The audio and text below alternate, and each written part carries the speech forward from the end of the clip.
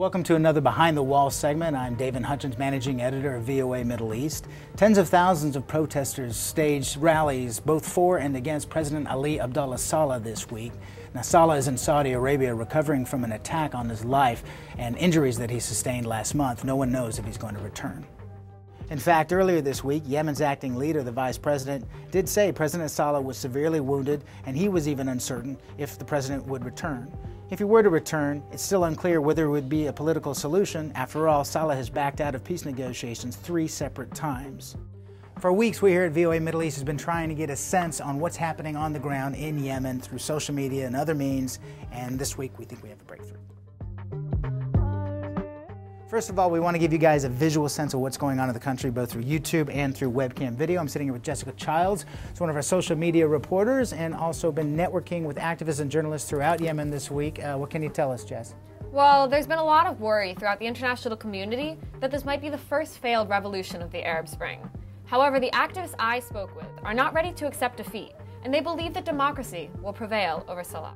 Now, you spoke with Hamza al-Shagabi this week. He is based in Yemen. He's a doctor, an activist, and also been pairing with documentary filmmakers in the country to show what's happening with the revolution since it began several months ago. What can you tell us about him?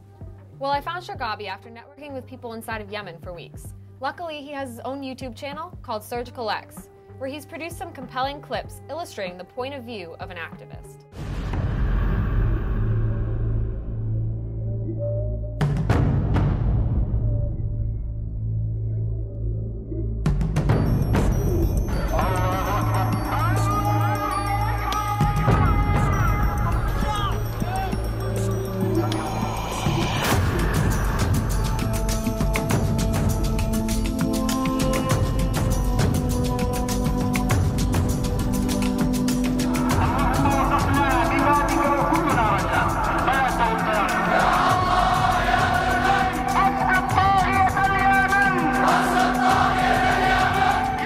This revolution has been non-violent for more than 3 months now.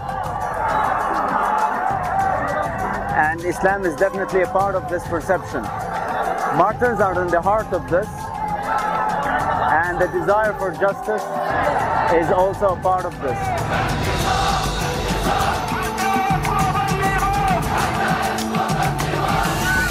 We take rain as a good sign here. And this is what we call a good weather. However, I don't think we can.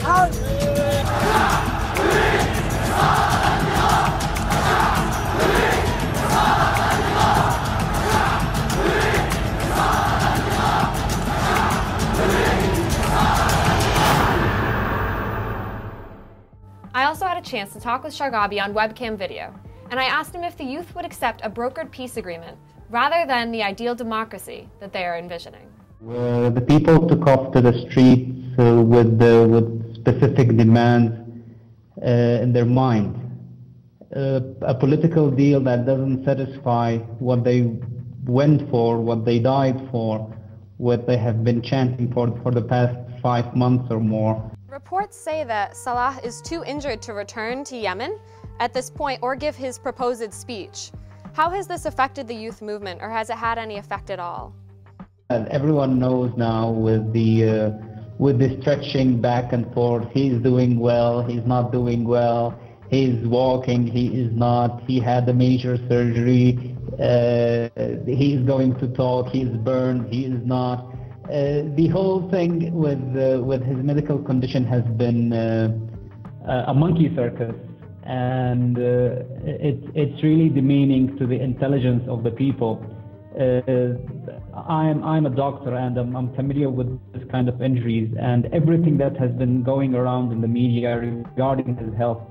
And how have the constant pro-Saleh counter-protests in Yemen affected the youth movement? And do you believe that these pro-Saleh protesters would be complacent if Saleh was overthrown?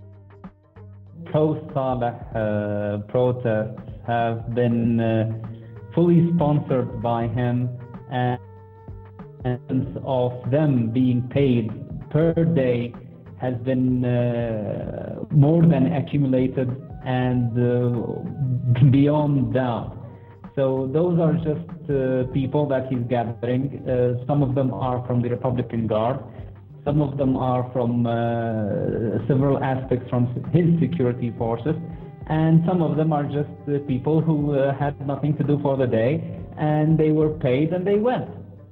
They're not real, genuine supporting protests, because no one has gained anything from his 33 years of ruling, apart from his corrupted gang. So what sort of future do you see for Yemen? And what is the next step that the youth movement is going to take to make sure that Saleh is done and never comes back to power? Well, that's the $1 million question. What we are going to do, we are still on the streets. People all over the country have proven that this is a peaceful revolution, and we do not want to be slipped into any inner conflict scenario, and we are not interested in disintegration in the society. So this is, and the youth have proven to become a central gravitation point in the political reality in the country. So as of what is to be done on the ground, I think this is a subject of discussion between the forces inside the country. And unfortunately, we were supposed to be done with him by now, but it apparently had to take longer for so many reasons. Right. Well, thank you so much for joining us today, even though I know that it's very difficult for you to do so. And we really, really appreciate it. It was my pleasure. Thank you so much. So that gives you guys a better sense of what's going on in the Yemeni revolution from the point of view of one particular activist. Now, there's other points of data. Social media reporter Hina Samnani has been using our crowd map based on Ushahidi, the platform behind the wall in Yemen, also cross-referencing tweets, looking at YouTube video. Hina, what can you tell us is going on? Well, a lot of protests have been happening in Yemen, especially in the cities of Sana'a and Taiz. Especially since the UN Human Rights Commissioner was there this week, a lot of people came out to protest. Sounds of gunfire and shelling and bombing were being heard in the capital city as well. Now, as you know, some of the other challenges we're facing and reporting from places like Yemen or Syria is power outages and internet shutdown. In the case of Yemen, they're only getting 1 or 2 hours of electricity per day, which makes it very difficult to conduct any sort of interviews with them. You also did a report this week talking about the challenges of crowd mapping. Can you go in a little bit about that? Well, there are definitely a lot of limitations, especially with Yemen, since the country does have a lot of power outages. But we've been adapting to the country's needs and the population and just making our crowd maps better. Thanks a lot, Hina.